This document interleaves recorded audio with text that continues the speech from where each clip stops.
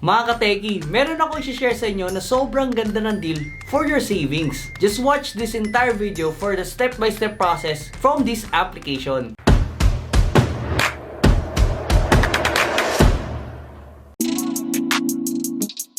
Kamusta mga teki? Ako nga pala si Paul at kung bago ka pa lang sa channel ito, click mo na ang subscribe button pati na rin ang notification bell para updated ka sa mga videos na pwede natin pagkakataan online. And dito namimigay tayo ng 50 pesos para dun sa unang makakapag-comment sa video na to and another 50 pesos naman para sa mga pag-comment ng hashtag word na makikita rin sa video na to mga teki. For today's video mga teki, excited ako i-share sa inyo ang isang napakagandang deal from Maya app. For sure mga teki, familiar na kayo sa app na ito kasi napakaraming features itong application na Maya na nakakatulong talaga sa ating finances. So they started nga sa wallet wherein pwede natin lagay yung pera natin doon and we can do online transactions. So no need to bring the physical money and pwede na tayo magbayad through their application. Also pwede na rin tayo mag-transact online kahit wala tayong credit card through Maya. So gamit ko nga itong Maya application for my online transactions like sending money or paying my online transactions sa Lazada, Shopee, and many online shopping applications. But now nga mga teki, they expanded into something more. And now they have investments, they have savings, all in one sa kanilang application. So talaga napakaraming features nito na makakatulong sa ating finances. Ang share ko sa inyo mga teke, itong savings nila kasi ito talaga yung pinaka-helpful para sa akin na kumita passively. And right now mga teke, you can earn up to 13% interest rate sa kanilang savings account. So you can just put your money there and mag-earn nyo ng 13% per year. So napakalaki noon mga teke, daig pa noon yung pag-invest sa mga stock investments. And here's what we need to do to get that high interest rate from Maya Savings. Okay, so mga teki, syempre dapat meron ka ng Maya application. So download nyo lang yan. So available po yung download nyan sa Apple Store or Google Play Store. Pero para hindi ka na mahirapan mga teki, nandiyan na yung link nyan sa may description box below or pinned comment section. Also, nakalink na rin po dyan yung step-by-step process para gumawa ng account dito sa Maya. So, syempre, kailangan fully verified ka na rin sa Maya application. And nandyan na rin po yung link ng video tutorial natin sa may description box below. And once okay na tayo mga teki, fully verified na tayo, nakagawa na tayo ng account dito, so mapupunta tayo dito sa kanilang dashboard. So, from wallet, punta lang po tayo sa savings sila. Okay, dito mga teki, dalawa po yan, so huwag kayong malilito. And meron po ditong My Savings and meron din pong My Goals. Yung My Goals po mga teki, automatic and also fixed na rin po yung kanilang interest rate dyan. So for me, nakakuha po tayo ng 6% interest rate dyan sa My Goals natin. And napakalaki na rin po niyan compared to the traditional bank. So kung makikita nyo dito mga teki, naglagay po tayo ng pera and kumikita po yan ng 6% per year. And ang maganda pa doon mga teki, monthly po ang bigayan ng interest rate nila. So parang passive income na rin po ito mga teki. Kasi buwan-buwan may natatanggap tayong pera from Maya. So take note na mga teki, newly created goals are guaranteed 4% per annum up to 1 million. So magkikreate lang po kayo ng goal dyan and then automatic po, fix na po yung 4% interest rate niyan for 1 million na ilalagay nyo. Or pwede naman below. All you need to do mga teki is create that goal. Ayan. So from here mga teki, magkakaroon kayo ng 4% per year na interest sa kanilang My Goal dito sa savings nila. Okay, pero hindi yun yung gusto nating i-share dito sa video na to. And ang gusto ko i-share sa inyo is itong My Savings sila. Which is technically, magkakaroon din naman kayo ng 6%, pero pwede pa nating taasan yan. So, papayta po natin dito kung paano natin ma-reach yung 13% na sinasabi ko and paano mag-deposit, paano mag-withdraw dito sa savings ng Maya. So, first, syempre, kailangan meron tayong pera dito.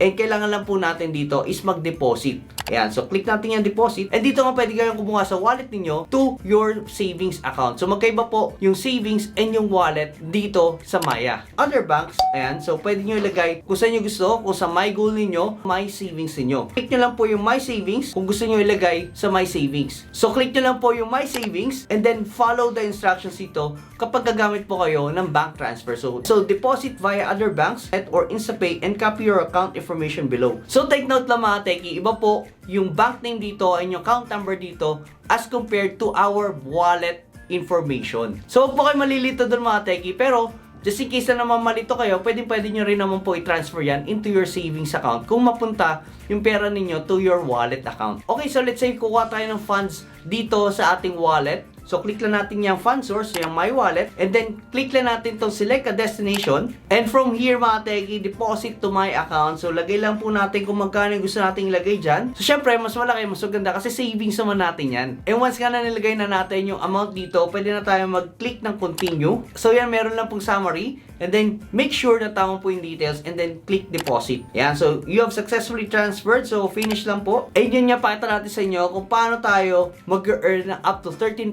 dito sa Maya Savings. So click lang natin tong Pay with Maya, boost your interest. So dito nga mga teki, meron tayong base interest rate which is 3.5% per annum. So, per year po yan. So, ibig sabihin yan, yung 1,000 natin, mag-earn po yan ng 3.5% after a year. Pero, yun nga po, monthly pong bigay ng interest rate dito. So, prorated po yan. So, on balance up to 5 million, yung 3.5% na yan, automatic po yan. And, napakalaki po yan as compared to traditional banks. Ayan, so, magkakaroon tayo ng bonus na 1.5% per year. Ayan, on balance up to 100,000 and reach 250 pesos to spend. So, pag nag-spend po tayo ng 250 pesos using our Maya application, we will get this 1.5% per year na bonus. Also, kailangan na natin taasan yung ating savings dito. So, once na na-reach na yung savings na yan, so pag nag-reach pa kayo ng 1,000 spend using your Maya application, you will get another 1%. So, ilan na yon? 6% na kagad. So, ito pa mga teki, 6% na tayo doon. So, the more you spend using your Maya application, you will get 2% more sa inyong Maya savings interest. And you will get another 2% more kapag umabot na yan ng 35,000 pesos. So syempre may mga nagtatanong dyan, nagsisave ka nga pero nagpinapaspend ka naman nila. So, itong mga spend dito mga teki, ibig sabihin lang niya, pwede natin gamitin yung Maya application to pay for our necessities like yung kuryente, tubig, internet, and many more. So, pag nag-grocery tayo, magkano na po ang nagagastos natin? So, why not use Maya application para ma-boost po yung interest natin dito? So, monthly po natin ito gagawin. So, ganun lang po yun mga teki para ma-reach natin yung spending na sinasabi dito and para ma-boost yung ating interest. Also, bigyan ko kayo ng tip mga teki, kung meron kayo kakilala na gusto magbayad ng kanilang mga bills, why not use your Maya application and they can just pay you para bayaran yung kanilang mga bills using your Maya application. Okay, so mga teki, by doing that, naka-reach na tayo ng 10%, eh meron pa ditong smart bonus na 1%, and meron pa pong bonus na another 1% and 2%. So, meron pang 4% na natitira. So, aabot po pala tayo ng 14% dito. So, dito, pwede natin i-reach yung mga kailangan dito para maabot tayo ng maximum na 14%. So, syempre, meron lang po mga kailangan requirements dito. Like, ito nga, kailangan mo mag-refer. And also, new user exclusive bonus, 2%. So, on balance of 100,000, reach 500 spend. So, kung new user ka, aabot ka ng 14% sa inyong Maya savings. Pero kung hindi naman, aabot ka ng 13%. Okay, so mga teki, ganun lang po kadali mag-boost ng interest rate dito sa Maya. The more you use your Maya application, the higher your interest rate for your savings account. So, why not use Maya for all your transactions online? And also, kapag bumibili ka sa labas, merong mga Maya transactions dyan. So, pwede nyo take advantage yan para nga tumaas yung ating interest rate sa ating Maya savings. Okay, so mga teki, once ka na na-reach nyo na yung inyong goal, you can just transfer it back to your wallet. So, ganito lang yan. Transfer nyo lang yan. Click nyo yung transfer. And then, tatanungin kayo kung select the destination. You can use your My Wallet, My Personal Goals, or other My Wallets, other My Savings, or other bank accounts. So, napakaraming options po. Pwede nyo i-diretso yan sa other banks ninyo. Pero syempre, gusto natin gamitin itong Maya, and we can just transfer it back to our wallet. Ayan, click natin My Wallet, and then transfer lang natin yung amount. Ayan. Wala pong fees dito. You can freely transfer your funds from your wallet to your savings free of charge. Ayan, so dito, continue lang natin yan.